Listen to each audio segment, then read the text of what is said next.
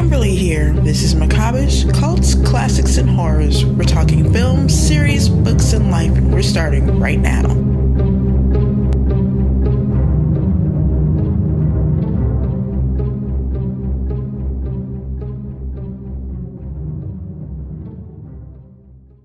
What are some of you guys' favorite horror films that you've talked about on here? Oof, there's so many. There's way too many. Okay, so if you so for me, a guy that's not that into horror, if you were to be like, "Hey, bro, this is gonna change your fucking life," you know I would say a lot of John Carpenter stuff, like The Thing. Yeah, John Carpenter. Yeah, The Fog. Of course, the Halloween movies. Christine. Is The Fog like The Mist? Because The Mist damn near traumatized me. The family is. I was like, oh shit, that's so screwed. Like, never watching you again. It's similar in that it's like mysterious stuff in a fog or a mist, but other than that, it's completely different. Okay, yeah, cool. It deals with like the ghosts of pirates versus like weird alien creatures. So I was looking at. I've never seen The Fly, right? The Fly is amazing. Yep. And what you about to say? Either the original or the Cronenberg remake from '85. Either one is fantastic. Wait, there's a Fly besides Goldblum? Yep. Yes. Oh yeah. Well, it Fly goes back to 1958 was the original one with Vincent Price. And then there's a couple sequels to that one. And then the one with Goldblum is the remake that David Cronenberg did. And then there's a sequel to that one with Eric Stoltz, The Fly 2. I often wondered, is like in The Fly, it was like teleportation gone wrong, right? Yeah. Right. I think that, like, even though that movie like focused on the fly aspect, I think a movie about teleportation going wrong would be sick. I don't know if they have any like that, but like, because just the concept of teleporting is very iffy to me. I don't think I would ever want that to even be a truth, because you're literally disintegrating all of your molecules and then re-putting them back together. Mm-hmm. And right. Like, what comes back from that? Like, you know what I mean? Does your soul come through? Because then you have a situation where is that the real you that came back from the other side? Did a multiverse you happen? Like, there's so much I feel like can be played with in a film where, oh yeah, we did pull off teleportation, but it wasn't for the fucking best. Well, there was one a couple of years ago. It was called Synchronic. Oh. But no, you're right. It's an absolutely ripe idea. Like just the thought of it, like it's always tripped me the fuck out. Like you're basically killing yourself every time you teleport. Like you're dead. You're disintegrating yourself, and now that's a new version of yourself on the other side. And that's not how it's often portrayed, but that's how my brain often saw it. you know, right. Watch Star Trek. I mean, it's just, they just teleported. Oh, it's all good. No, that being that body, man. You know, it came out of something. I don't trust my molecule. No, I don't. Yeah, there's another great one. Was an independent called Intersect, kind of like H.P. Lovecrafty. So it's very like fear of the unknown sort of based, and that was an excellent one when it comes to dealing with the risks of teleportation and time travel. And see, then you threw another one in there, time travel. That's a mind fuck by itself. I mean, like that time travel scripts are among the hardest scripts to try to write because I think it's impossible to write a time travel film that doesn't have some kind of plot hole just by the nature of the science of everything involved with, you know, what you choose, which way you want to go with time travel. I never thought too much about a time travel horror film though. Like I never even thought about those two even crossing. There is one. There's a short one. It's called B4, and it's B4. only it's not even. I think it's like 54 minutes, but that's a time travel horror, and it's actually pretty good for as short as it is. It's always cool when genres intersect to me. Yeah. Oh yeah. And that's the name of the movie. No pun. There we go. Intersect. We came back around. Yeah, I watched a foreign horror recently, Cub. You might actually get into that one because, I mean, it's pretty horrific, but the story got me more than like the horror of it. It was actually very good. If you remove the horror, the movie was still very good. I think those are some of the best ones as well. Cause like in my group, whenever we would pull like horror, right? One of my main things that I would always want to go to is what's scary in real life? Like what would really unnerve a person like psychologically? Those are the ones that typically would just I find myself interested in. Like even though the fantastical is, great to a degree, like, and I think that's one of the things that I think Tales from the Hood 1 did beautifully. They took real life things and made them horrific. Like they had the 4 stories, and I think the first story in Tales from the Hood 1 was a police brutality situation where this guy he gets killed by the cops, and then the zombie corpse of the guy that was killed by the cops comes back and wreaks revenge. That's And then the second one I remember was one of my favorites, where the kid, I think it was called The Monster, and the kid was being haunted by this, like it was really about his dad was like abusive to his mom, but his dad was the monster, you know what I'm saying? And right. He used art. I think he used art in a way to like get rid of his dad. I think he turned his dad into like a some type of drawing or balled him up or something like that. But it's always interesting to me when we get these, like when you can take the horrors of humanity and subvert them into the genre of like really make you think and really like fucking with your mind and such. Like those really, yeah. Those are the ones I get into the most. So when you talk about like the story, even without the horror still working as a story, I think that's when you really succeeded. I think that's what I like about Tales from the Crypt. Like every single one of those, or just about, is very like that. Mm-hmm. It's stories that could happen in real life, but taken to the nth degree and turned into horror. See, I'm gonna nod my head with you because I'm aware of what you're talking about. But like, the people used to literally scare the shit out of me as a kid, so I never. Like, dude, I know him, but as soon as he would come on, I'm telling you, dude, he used to scare me, bro. But I will say this: I'm gonna take it even further back. I get the context of what you're saying. Like we're talking like, "Are You Afraid of the Dark?" I remember that as a kid was like my mini Tales from the Crypt. Because "Are You Afraid of the Dark?" As a kid, there's the kid version. Right. I can handle the kid version, Right. But Goosebumps was the same. Tales from the Crypt, as scary as the Crypt Keeper might have been to you, actually the stories were kind of ridiculous, and that's what made them easier to watch because that was part of the comic relief of it. It was kind of like to give your brain a break from how horrific some of these episodes could be. Mm-hmm. Like there was this one, a married couple, the lady was hoarding animals and her retired husband couldn't take it. So he started killing her animals and he picked up this hobby of taxidermy. He was killing her animals and taxidermy and she freaked out. And so she killed him and taxidermied him and then just sat him in his chair. So all the way to the nth degree, but also ridiculous. It was good though. Gotcha. And I'm saying this as an adult, I could go back and watch Tales from the Crypt now, so I probably still do that. I only have memories of the Crypt Keeper. That's it. Yeah. Couldn't get past the Crypt Keeper. That's funny. Well, there's also an old one. I think it's 1970s where it's Tales from the Crypt, but it's a completely different thing. I think that is actually scarier than the Tales from the Crypt of the 90s. Yeah. So I guess the 90s one was supposed to be a riff on that or a remake of that in some kind of way. Sort of. It's a remaking, a retelling of like the whole concept of it.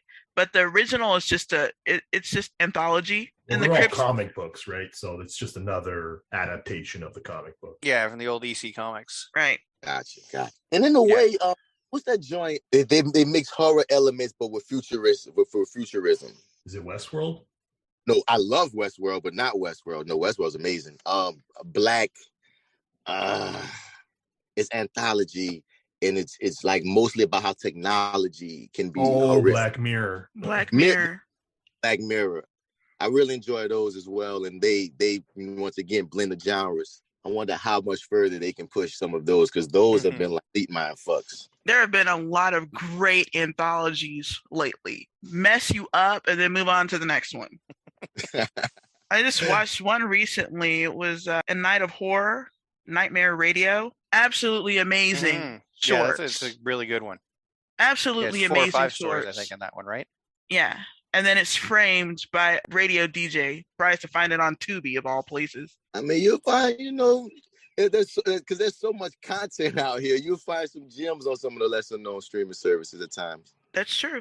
I mean, like even the history of the horror film genre, like it's indie filmmaking on blast. You know what I mean? So many times, like you said, they don't even have the money for it. Like most horror movies are made on low budgets. Right. So, and that's what made a lot of the best ones have to be more cerebral and so creative because they didn't have the money to do all the other fantastic things. That's true. But that would also make a lot of those scenes that even scarier that we couldn't get to see all the visceral nature of them. Too. Yeah, because your mind's going to make something a lot scarier than anything I can show you, right? Ooh. That's true. They're talking about the next Doctor Strange movie is going to have horror elements. Yeah. And I'm wondering, like, how many comic movies, because I'm a comic movie head, which comic movies would y'all count as well into the horror genre? I would say Constantine. Yep. Yeah. V for Vendetta. You count V for Vendetta horror? Yeah. Yeah, because it's a dystopian horror. Like it's almost like the 1984 sort of feel of the government control type horror, where you don't have the freedoms that you should normally have. So I classify that one as a horror type movie. Blade, of course, and the sequels. 30 Days of Night. Yeah. Tales from the Crypt, obviously. And Routh called Demon Dog or Dylan Dog. Sorry. Dylan Dog. Yep. Yeah, it falls into the horror comedy, I guess. Cross genres. But there've been quite a few over the years. Swamp Thing. Yeah. Swamp Thing. Yeah. Man Thing. No, Swamp Thing was a Wes Craven movie, the original one. Even, I mean, if you talk about horror subtext, you can even go into things like Dread, and of course From Hell. They all, fall into they have the horror subtext as well. Well, even like the Hellboy. Original Spider-Man trilogy, like by Sam Raimi, who's a horror director, he puts the horror like stuff in it, right? Like there's some pretty scary moments in those movies. Yeah, especially when you're dealing with the Venom in Spider-Man 3. Like that, it gets very dark very quickly. I mean, Venom was kind of, he ate a crook. That's horror. Yep. I mean, any movie, and then if you even go back to Spider-Man 1, Willem Dafoe's face, all the horror you need. Oh, exactly. That smile. Oh my God. He had to be a star. Yeah. And what's funny is a lot of these movies, your average person didn't even know they were comic book inspired. Because I remember when Blade first came out, they sold it more as like a vampire hunter movie in the horror action genre than as a Marvel film at the time, Yeah. And a lot of these movies get by you and you won't even know. I mean, freaking, what is it? Either Road to Perdition or what's the movie with Shawshank Redemption? I think that's a freaking comic book. You know what I'm saying? Like, there's so many movies you wouldn't even know are comics or come from a genre that we just watched. Because I didn't know Dylan Dog was a comic. You said, I was like, really? Okay, let me go back and go check that. Is it Italian? I think Dylan Dog is an Italian comic, I believe. Yep, it is. So it's just funny how that goes. And I didn't watch the new Sabrina, but apparently, because like when you look at what they did, because first they played this with not Archie. Is it Archie? Riverdale. Yeah, Archie Afterlife. Yeah. Yeah, and Riverdale, like that whole show went this darker direction, and then apparently, like my girl, she's a huge fan of the Sabrina universe that apparently went hella dark. Literally. Yeah, the 4 seasons on Netflix. Yeah, in the comics, Archie switched over to Archie Afterlife. It was kind of like a split off, and it was just straight up horror comics. And then Sabrina had her own one as well. And then so when they made the new shows, Riverdale and the Sabrina show, it was just pretty much adaptations of those horror comics. So that's good, and that most likely like traumatized the generation that didn't know that. Like, whoa, Clarissa, that's not my Clarissa. But definitely, I just love when they do that. Because that's the thing too. More so than reimaginings are more fun than reboots to me. Like and too often, like there's a show out Bel Air, which is a reimagining of the Fresh Prince, and a lot of people love it, but a lot of people are like, oh my God, it's not the same thing. But I'm like, well, the Fresh Prince of Bel Air was a sitcom, and that's one genre of comedy. And Bel Air is a drama, which is they're basically taking these same characters and the same story and put them in a whole nother genre, and those stories become new and different. So I'm just wondering, like, are there any like comedies or any stories that you know of right now that's not horror, right? That if you put them in horror, you think it'd be pretty fucking cool? Good question. It is a good question. I be podcasting too, y'all. Well, one that already has horror elements to it, but it's more of a comedy, is Dead Like Me. It's a series from like... I love Dead Like Me. Back. But make that a straight up horror movie, that could be amazing. Mm-hmm. Oh, yeah. Is that the one with the girl eating, like she's a zombie? No, that was iZombie. Yeah, that's based on the comic too. Yeah.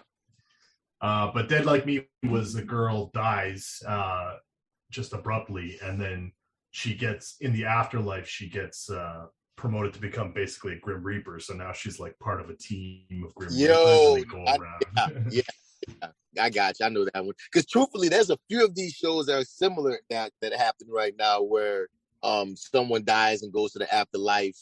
Because they go to, because there's one where this girl, I can't think of her name, but she's in heaven, but she stole someone else's identity and she's pretending to be somebody else who should, because she was supposed to go to hell, but she's pretending to be somebody that's in heaven. Keep this up. I forget the name of that show. Then there's this other one where I think Robbie Amell, I think that show flopped where he died, but then his consciousness was uploaded to second season I think just came out on Prime. Upload, I think it's called, right? It might be called Upload, yeah. But I'm just saying, so when you said Dead Like Me, I'm like, okay, which one of these is that? Because then I might think. and then there's the one that had Drew Barrymore. She was eating people. I think that's the one I thought you were talking about. Yeah, the Netflix one. The Santa Clarita Diet, is that one? Yeah. Santa Clarita. So that's what I think I confused. I'm with you now. I'm caught up. All right, back to the question though. Like any other choice would be cool horror. Honestly, you could take almost anything that Tim Burton did earlier in his career, and if you made those as straight horror movies, like if Beetlejuice or Edward Scissorhands was a straight horror movie, that would be really wild. Well, see, Beetlejuice had just wound up being Candyman at the end of the day. Yeah, kind of. Yeah, that's true. It's like the comedy version of Candyman. It's the comedy Candyman. So I don't know who Beetlejuice had beef with, but whoever it is, he's getting it. But Edward Scissorhands, because no one even thought that Edward Scissorhands would be what that was. That was such an interesting character study by itself. But like you said, that this guy just goes left at some point. Like we had all the similar build up, but then at the climax, he goes left, and next you know he's murdering people. Oh God, that'd be sick. Yeah, because I mean, it could so easily have gone that complete opposite direction of where it went. But that's what Tim Burton played with at the time, because you kind of thought he probably was going to go a little Carrie. Yeah, but he didn't. But now you're making me want to see him go Carrie because you just. Yeah, you could do the same thing with Drop Dead Fred. Yep. Like that could have completely gone the opposite, like the horror direction so easily. That's true. They have a couple of those movies already, I think. Yeah. Imaginary friends become monsters or whatever. Yeah. What was the one Daniel Isn't Real? Yeah. It's very much like that. The dark horror version of Drop Dead Fred. Yeah. The Schwarzenegger's kid in it. As for comics, though, like I'd love to see like a horror version of Punisher. Like, because I mean, at the end of the day, he's a vigilante going around murdering people, right? Yeah, so, we kind of got that, I guess, in the second. Well, not really the second. The Punisher Warzone. It tried to go that dark avenue, but didn't quite pay off. Come on, that's a comedy. Well, in a way, we might not be that far off from that because like right now they're kind of building to, like in Marvel, they kind of build into this group called the Midnight Suns. And I don't know, like, you know, how much you know in the comics, but the Midnight Suns was this group of like, they're like the superheroes that handle the demons and the vampires and the more horror elements. And that would be that Blade, Ghost Rider, Moon, and they're built like Moon Knight just got a show.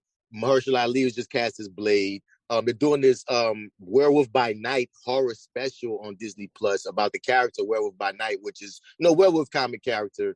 And so he's gonna be part of that. So, and the thing is, in the comics, Punisher is a part of that group. So if they really build that group then they're building it already. So if they decide to, we can have Punisher in this motherfucker shooting some zombies and we're not far off. They're already kind of sowing the seeds, so we're not that far off. You made me think of.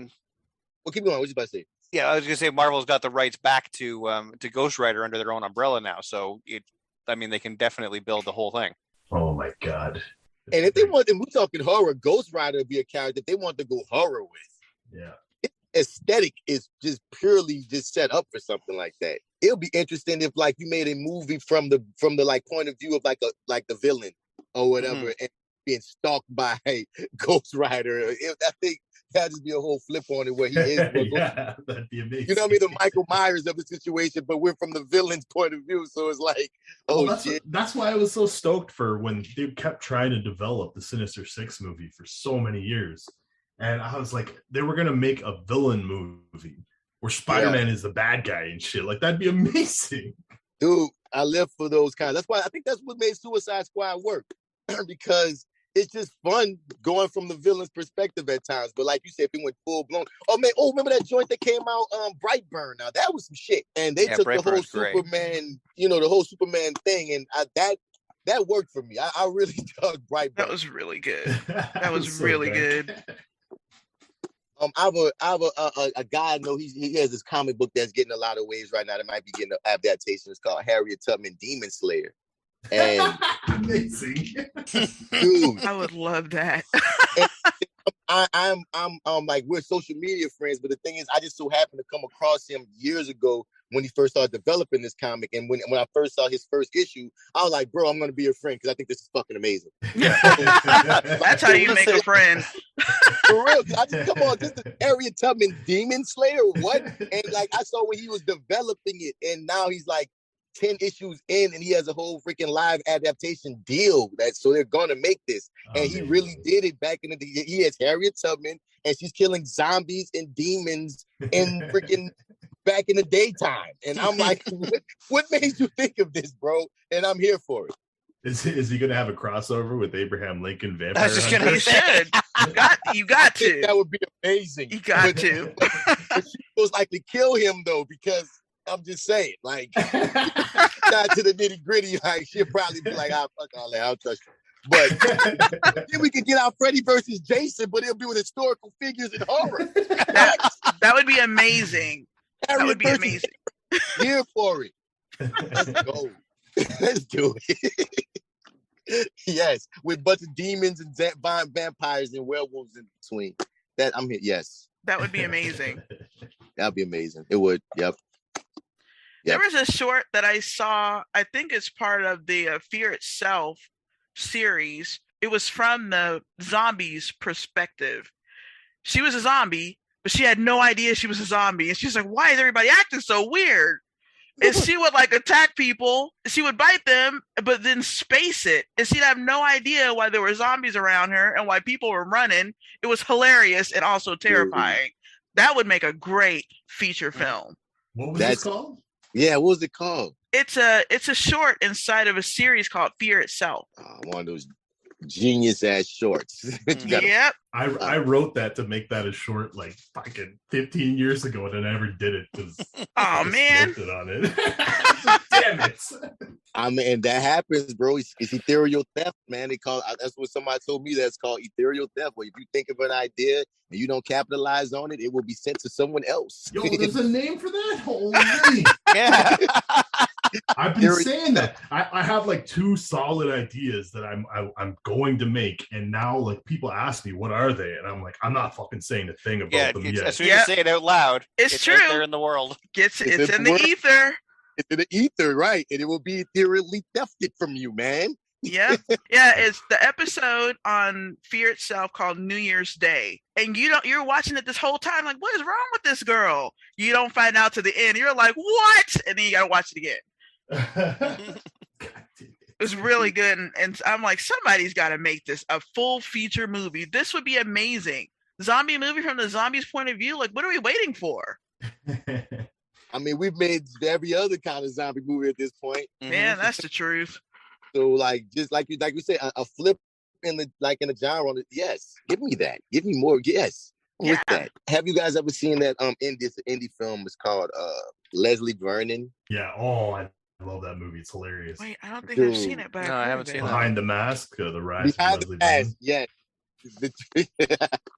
It's like where the documentary crew is Oh following the yeah, serial killer. Behind the Mask. Yeah, I have that. I just love the genre flips. I don't know what about what you just said made me think of him, but I just think it's the concept of you flipping the genre because, like you said, when you rocking with her as a zombie for all that time, who'd have thought? You know, and I think I had that same experience. Like she's interviewing this guy through the whole movie, but then it becomes an actual horror film. I'm like, whoa! But the people in the indies, bro, they come with some shit that Hollywood needs to start paying attention to. That's somebody needs to pay them and pay for some damn advertising. Because that's why I'm always sifting through indies because I'll see some amazing stuff and people never heard of it because they couldn't advertise. Where were they going to get the money? True. And then some fall apart on like there's some things that you'll see that you think like, man, if they just had just $10,000 more dollars. Right. You know? Right.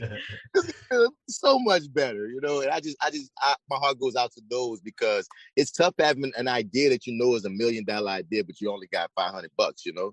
Yeah. I've seen plenty of those where you're like, all you needed was like a camera stabilizer. Man, you just messed up the movie. But they probably didn't have the money. They just did what they could. So many movies fall by the wayside because they sounds fucked up. That's one of the hardest and one of the most low-key important things that a lot of people don't think about. If you don't have good sound, no matter how good your movie could look, people gonna tune out. Like something about things being sonically right will throw a person off. Yeah, that's true. But all those little technical things, they cost money. Yes. And I'm sure there's never enough. Well, it's back to what he said originally. It's about the passion of it, right? Like you might not have the money, but if you got a team that's passionate about it, they're gonna fucking bring it together, right? Yeah. Make it happen. Hell yeah. You got to tell the story by any means necessary. Right. So, if you're gonna tell it. Whatever it takes.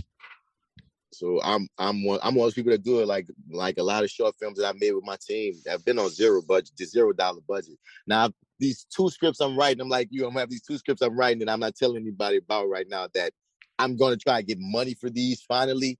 But like at times I just don't have the patience. I have this idea, then I write the script and I have all these friends of mine as actors. Let's go do it, you know? So like that's the artist in me half the time that's just wanting to just shoot something or act or something or just, create something. But the business side of it is to many times to do things at their best. You got to get some investors. You got to get the money together. So so it can be told to its best extent. Like you're saying, Kimberly, is otherwise, like you said, you have this plethora of movies on Tubi that no one knows, but gems. And now that you told me you're writing a couple of scripts, and you want to make movies, now you're gonna have to come back because now I'm never gonna leave it alone. I'm just gonna be like, so where are we at on those movies? Because I'm not gonna be able to let it go. I'm just letting you know. Don't. Like I said, don't. You hear me? Like I said, check out my YouTube channel. We have a few horror movies on there that you can check out because. Like horror's been choosing me for a while, apparently. And I try not to be too hard when I watch an indie film because I know those people, they did something that I'm never going to do. And I can only imagine how hard it was to even get it to the end and then get it on any kind of streaming service to begin with. And like there's some companies out there that just know that they can make a quick buck off of like cheap, crappy movies, and they'll be like, just give me a script. Like there are companies that exist that know that they're making crappy movies, but for the most part, it's what you're saying. Like there's a process that goes from you get an idea and it's one thing in your head, then it's one thing when you write the script, then it's another thing when you actually shoot it, then it becomes something else when you edit it. You know what I'm saying? So. Right. Your first initial idea goes through so many things before you get to the final product. And this is before we even talk about if you have a studio involved that might start effing with your stuff. So, like, that's why I'm with you on that. I don't overly judge a movie that maybe didn't come out the right way or didn't come out how I liked it or whatever, because so much happens, so many hands get on it, so much happens before a movie gets made. No one sets out to make a crappy movie, you know? Right. Like, you thought you was making something good, but then somewhere between that script and that edit, or somewhere between the actors and, so many things can happen that can make a really good idea go, literally. Yeah. And especially, so I said, like it's good to have patience with, especially the indie films, especially. Right. You're just smart. Are you just Martin Bradford on YouTube? Or On YouTube something? is Gumbo Monster 504. Gumbo Monster. There you go. I found it. Gumbo Monster 504. I am a strong believer in. I want people to watch everything, and I want them to like what they like. I tell people over and over again, who cares if I don't like it? You can like it. It's fine. I like some shit everybody hates. I still like it. It's so I don't want to tell people you shouldn't watch this. This is horrible. I tell them watch it and decide for yourself if you like it. Who cares if I like it? Doesn't matter. It's also subjective, and also there's certain movies that we know are shitty that we just like too. Right. So it's like, so it's kind of hard at times for me to tell somebody like, yeah, you're, because you might dig it. I might think it's a piece of crap, but you might love it because there's something I just know. If I was to refer to like a certain film buff, they're like, what do you mean? This is utter crap. And this is my shit. Because that's how we talk, us film buffs. That's right. You know, I mean, yes, that's how we talk.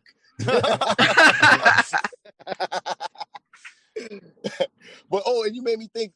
I see you jump on my page, man. Like the movie it's the TV series You. I did that years before, but we didn't have no attention. Like it was something very similar. There's a short film on there called Details that's about like this guy that's so obsessed with this girl. And I remember the first time I saw You, I was like, damn, they did it, but they just have more money and it's white. But right. It's the same feeling, So trust me, I understand where you're coming from. If you've been sitting on this idea, then you look up and someone made it and you like, shit, if only, So but I'm like, do it anyway, though. Make it anyway, because your point of view is yours. There is not ever going to be another point of view than your point of view.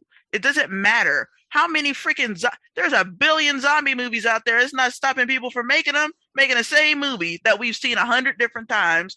But it's a point of view. It's a way you craft something. It's gonna be unique to you, so it's still worth doing. True that. I absolutely agree with that. There's no one can like all of us in this chat right now can have the same idea, but we'll have vastly different movies. Oh, for sure. Absolutely. And frankly, I'm just amazed that people can go from an idea in their head and then somehow communicate that idea and get it on a screen. I don't know how they do that. I don't think that's a thing I could ever do. Like I can describe to the end of time something I'm talking about, but I think I would be a horrible director. That's why I don't make movies, because I like to watch them, but I'm not. That's why I don't have a whole lot to say. If something is not great, I am not that harsh. I'm just not. And that's how come my page is not that. I don't have that many followers because I'm like, this sucks. You're horrible. You should die, because that's crazy. I think also there's a two ways about it, because on one end, I absolutely agree with you on the level of since I can't do it, I should be able to respect the people that do. But on the other end, just because you can't do it don't mean your opinion of it, positive or negative, isn't important. As long as you're being earnest about it, because some people are just contrary. That's just frustrating. But if you're really going in with objective view, and especially let's say you have a love for films, you love films and you love watching films. By proxy of you loving to watch films and you take in a lot of films, that means you're not just your normal average casual viewer. You're a person, you're a cinephile, you're a person that watches them to a certain degree. That gives you a point of view that is more reputable than like just your average Joe on the street. So I wouldn't sell your opinion short either, even if you couldn't make a movie, even though you think you can't make a movie, because every time you say that, I'm over here thinking like, you could most likely make a movie. You just can't make a movie. You can make a movie. Because the thing is, because a lot of people, man, I had this old director that used to say, man, you can't swallow the turkey whole. And so a lot of, you break the motherfucker up. So it's like a lot of people, they look at like that concept, even writing the script as the whole turkey, and they think about how in the world do I eat this whole turkey? And I'm like, no, just break it down. Because even when I'm writing a script, oftentimes the way I write a script, I write all my ideas out, all of them out. and then I write the story, like we talking about like a regular story, like we used to do in elementary. I write the story before I even think about dialogue and everything. And while you write the story, certain dialogue bits might come to your mind that you might throw in there, but for the most part, it's getting to your beginning and your middle and your end. That's what's really the most important parts, like telling a story. And by the time you get to the end of writing the story itself as a story, you can go back in and, you know, put the dialogue in and define it more. And the more you refine that, you wind up having a script. You know what I'm saying? So it's like one of those things of you break it apart, it is less intimidating than, you know, trying to look at it as, damn, like it has to be this whatever, you know? Sometimes it just goes about like, if you have an idea, write that thing. Right. I can agree with that. Now you got that fire under me. I'm talking all this shit. Now I got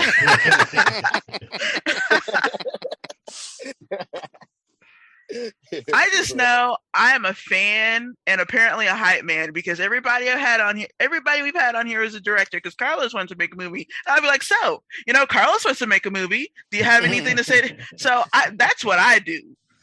I like to hype everything and everyone up, but to make a movie, it just seems like I will just be watching a movie and I will just be like exhausted by all the work that must have gone into it. Because I'm like, I can't imagine doing this. And then you get to the credits, you see all the army of people. Yeah, oh my God. 500 people to make this movie.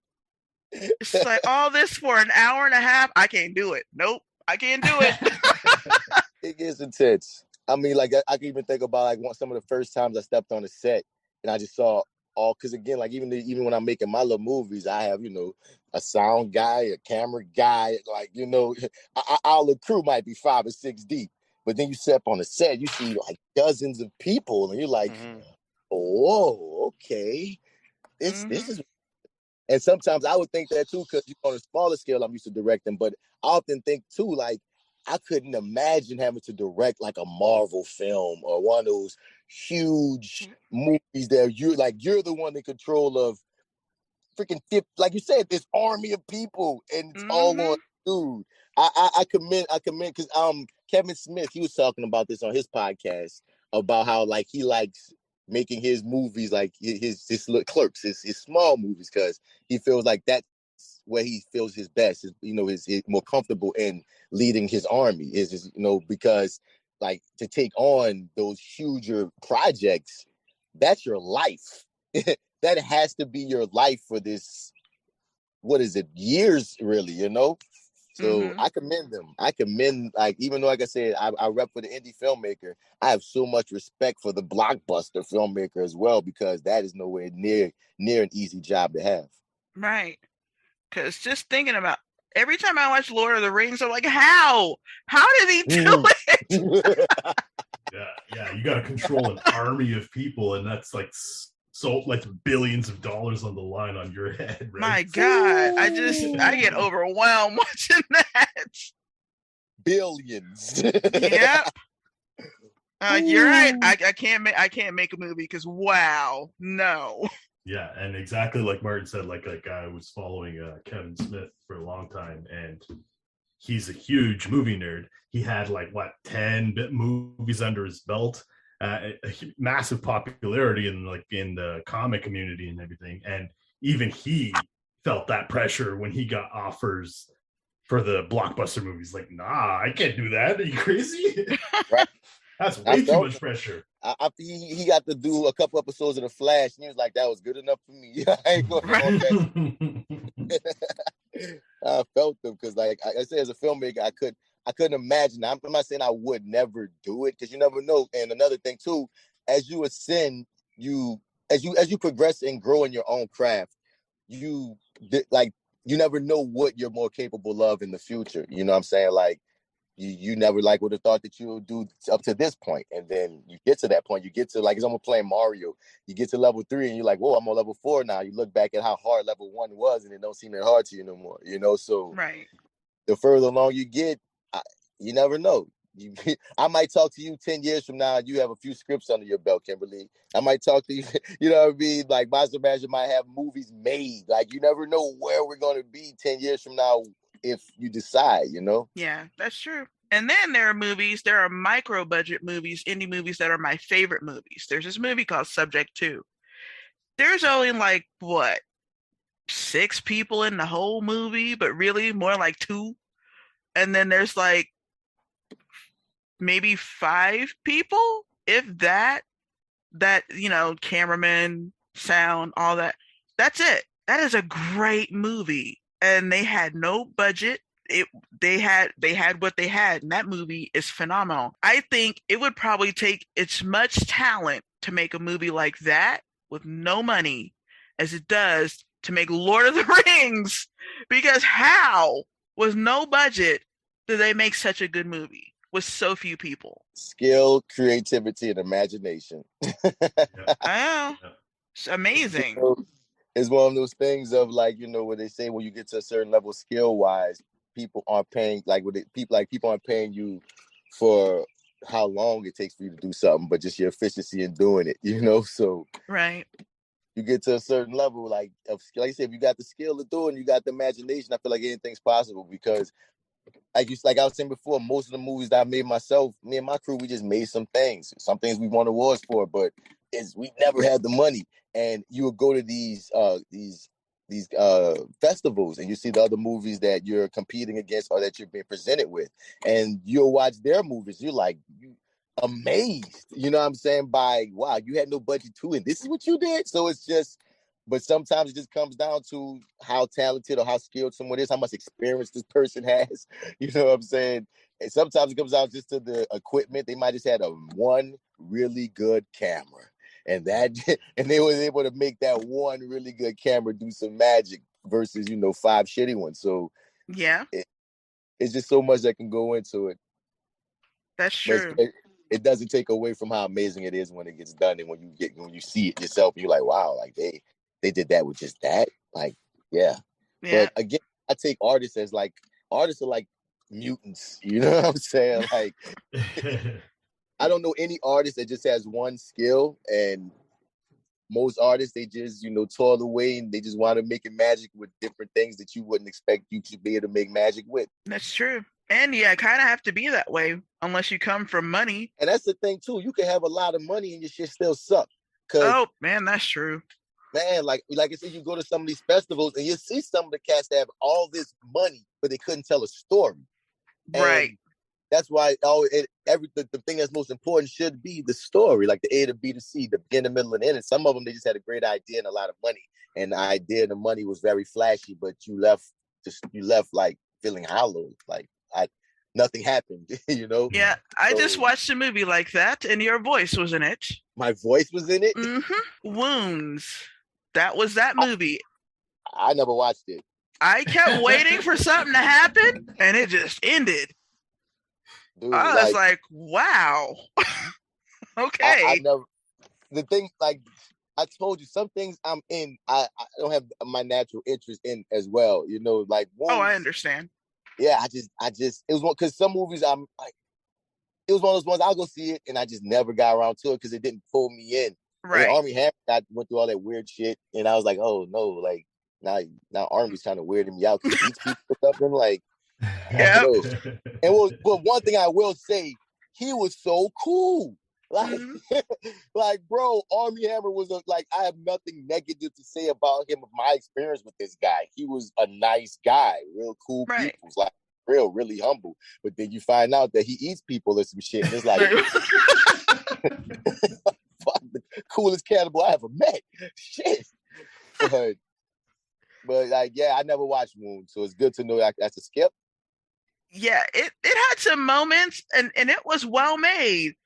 But boy, if it didn't go anywhere, it's like they had an idea for a story and they were very excited about it and then forgot to tell it. That was very strange, but okay.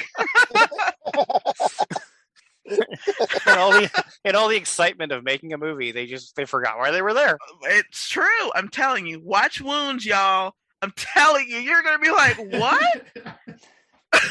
You just said that. So now I have to watch it out of the curiosity. Yeah, I was gonna say the same thing. I guess we're all watching tonight. Man, I'm just saying. I was so ready for that movie to be good. I'm like, oh, okay. I recognize these actors. All right, cinematography is good. Okay, I'm with it. And then it didn't do anything. There were some moments you were like, "Ooh, this is gonna be good," but they did not have a story.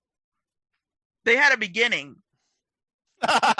They No they middle, had a no beginning, and then it was just over. And that wasn't even the original name of the movie. The original name of the movie, I think that's what threw me at first. I couldn't pronounce it. Oh. I couldn't remember. I have to look at the old script, but it was called something else. Mm-hmm. And I was like, I don't know what this is going to be, but because some gigs you just kind of do and keep it pushing. But everybody was nice. The director was cool. Zazie Beetz was cool. But I just had no natural interest in catching that one. So I'm glad that you let me know that I made a good decision. Because I heard I was like, oh, there he is. He's on the phone. Yeah, I mean, I have a little scene in there. Like, I have a scene. I think I said hello or something to him. Something. Yeah. I think I was just so shocked by how much story there wasn't. There were like really good moments, and the quality was so well done as far as cinematography. But where in the hell was the rest of the movie? And that's when I'm like, man, I know all these people with amazing ideas that could have used this budget. Yeah. Or even these people, because a lot of times too, you bring a bunch of talented people together, and like you just said, they might just had a shitty script. Yeah. And now that's the thing too, and that's the thing that goes back to what we said earlier.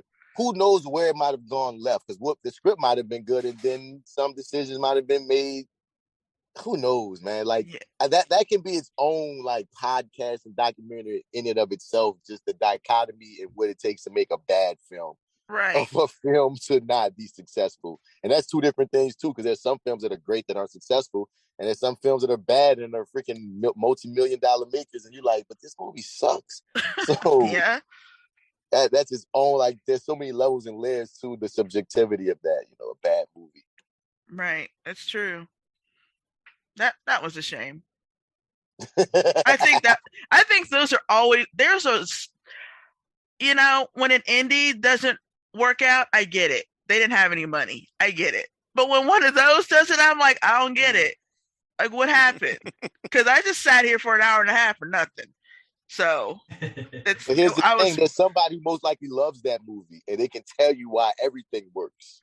They loved it because they love roaches. Wasn't nothing else in that movie but roaches. There was a ghost. Okay, a couple of ghosts, but mostly roaches. It was well done for a movie that felt very incomplete. That's all right though. There are more movies to watch always. So I know I've been on a journey to try to watch every movie ever, and I don't think I'm ever going to do it. Well, what they have to do is they just have to stop making new movies for a while so you can catch up. Maybe it'll happen. Yeah. Just gonna die. Bro, just give us a little while to catch up. Like, stop making movies for a couple months. We'll catch up, and then you can go ahead again. So bankrupt the industry. just so Carlos can catch up. Well, this is a really good conversation. I love podcasting in general. Like, I've been on break. Like, my podcast is called the Fly with Bats podcast. You can find it at flywithbats.com. On my podcast, we had a couple of shows. We had one called the Reviewing That Show, where we reviewed movies and TV. And, with the Fly with Bats podcast, we would generally talk about like social issues and, a bunch of things going on in the world. And after Hurricane Ida happened in New Orleans, I basically lost everything. I lost my house. I lost everything. So I stopped podcasting since basically August. And I've been meaning, like, I want to get out, because I've been podcasting for like maybe 4 or 5 years. You know what I'm saying? Oh, wow. So I've been podcasting for some years. And then, like, the whole Black Men with Podcasts little crap started happening online on TikTok and stuff. I was like, hey, maybe I want podcasts like talking about it, because now we need at least we need one good one, though. Mm-hmm. You know what I'm saying? But it's a stereotype of, like, a lot of these black dudes with podcasts just make podcasts and talk negative things about women, and that became, keep black men away from mics. And I'm like, oh shit, no, I've had a mic for years. So when you made the offer to come on your podcast, I was like, man, I want to get back into like just the swing of potting and stuff. So, like, you don't even realize you giving me this, like you said, you're the hype woman. So you got me back in, like, okay, now it's time to get my own thing back running, get it back going. That's right. I'll link that. The Fly with Bats. Mm-hmm. Yeah, the Fly with Bats podcast. You can still find it wherever you find podcasts. Like I said, it's gonna go up to the point of August and then it break. So Yeah. we're gonna get some new episodes up, most likely in the coming months, because it's just been on my mind to do. Because I don't know about you guys, but like one thing I love about podcasting, whether you get 1 million subscribers or not, is just like you're able to capture like this time period, this moment in time. And you get to capture, like, you know, how you were, what you liked, what you was into. And in a weird way, it's like a therapeutic thing. You know, you get to talk with friends about things you like, you dig, and you can come back and listen to this years from now and be like, yo, you know, this is what I was thinking, or this is what I was on. So just like, regardless of how, quote unquote, successful or big, I just love just doing it. You know, that's just and like I said, I majored in radio for a while, so it's part of what I was doing anyway. So, yeah. Yeah, you got to I'll listen. Go back to it. I took a break too because, you know, pandemic and illness and tornadoes just wiped out half my town. So I get it. It is nice having that therapeutic fucking time capsule, right? But I do want you to come back though, as you get along and writing your scripts and making your movies, because I want to watch them. I want to hear about it. I want to hear about the whole miserable journey to making it. Well, definitely, I would definitely love to come back on here, whether it's talking about a movie I made, or if there's just something like put it like this: if I get into another horror movie, I gotta come back. Oh yeah, absolutely. I came close recently to getting into one. It came down to me and this other guy, and go with the other guy, but I'm still digging the concept. There's a movie coming out about this black girl in her hood that made her own Frankenstein's monster type thing, but it goes left. You know what I'm saying? The concept, like when I auditioned for it, and I was fingers crossed. I was hoping I was gonna get it, and I got to call back number 3 where I'm like auditioning with the girls. That's all the leads. I got close to being in it, but they went a different direction. But I still said, man, when this movie comes out, though, it's coming out on Shudder. I'm very curious to see, like, what the teenage girl created her own monster because they had gang violence in her hood, and she got tired of seeing death, so she was trying to cure death. The whole concept made me go like, okay, I'm here for this. Let's see where this goes. Man, I want to see it. Okay. Yeah, awesome. Man. So like, but again, if I got anything more horror related coming, I'll let you guys know, and I'll be happy to talk about that experience. Oh yeah, that would be great. Talk about any of the other things I've done, because we didn't even know Tales from the Hood 2 was an experience, American Horror Story was an experience. So I have a couple others. So I'll happily come back. Well, it was a pleasure. Likewise. This is the #1 place for macabrish cults, classics, and horrors.